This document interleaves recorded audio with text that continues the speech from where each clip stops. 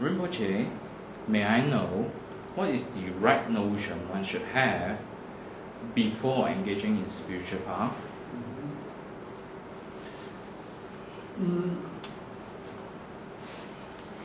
Generally, when you enter into a practice of Buddhadharma, the practice of Dharma is to cut the karma that lead us into the samsara, which causes suffering and pain.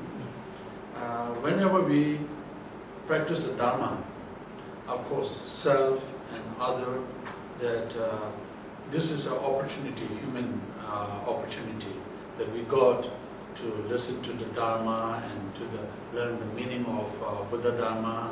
And through such a practice, one can cut the recycling in the samsara.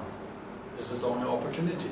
So, in order to do that, the first notion, which is very important, is renunciation, the understanding the nature of samsara.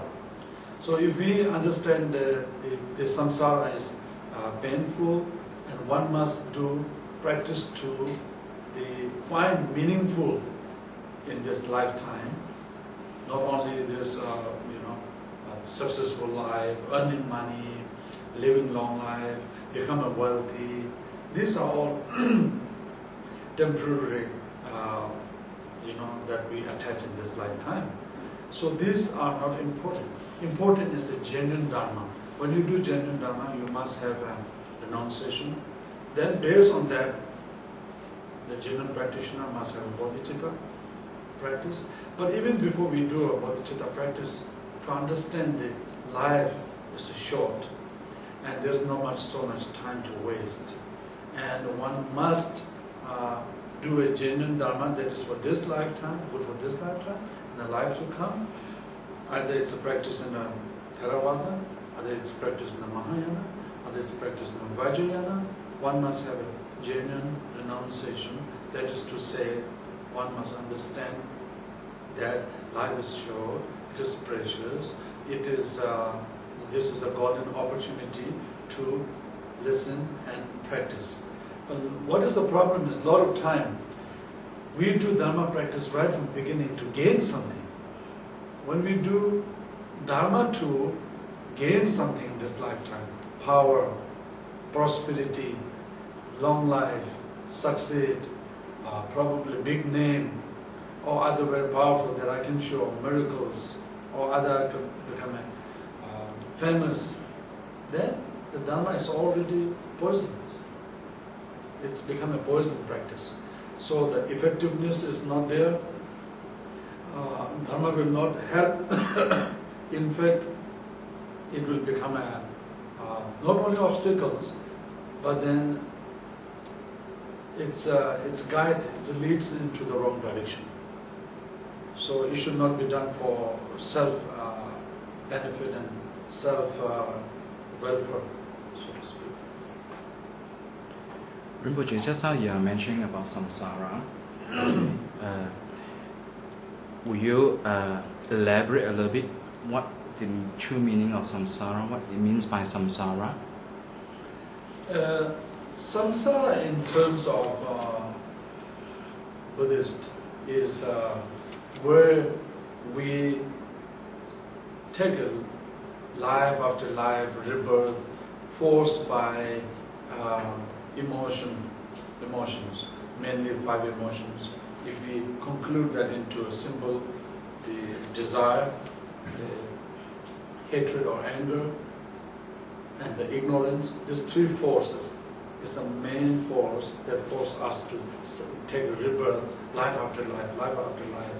And then it, could be a human life, could be life in an animal, life anywhere, but life after life. But when we have that kind of life, there's no ultimate or real happiness. It's full of pain, dying, birth, full of ignorance, and then painful. So cycling, existing is called samsara. Rinpoche, Just when you say that Dharma should practice in order to overcome the issue in samsara, may I know what is Dharma and how the Dharma will help? Right. Dharma is basically two type of Dharma. One Dharma is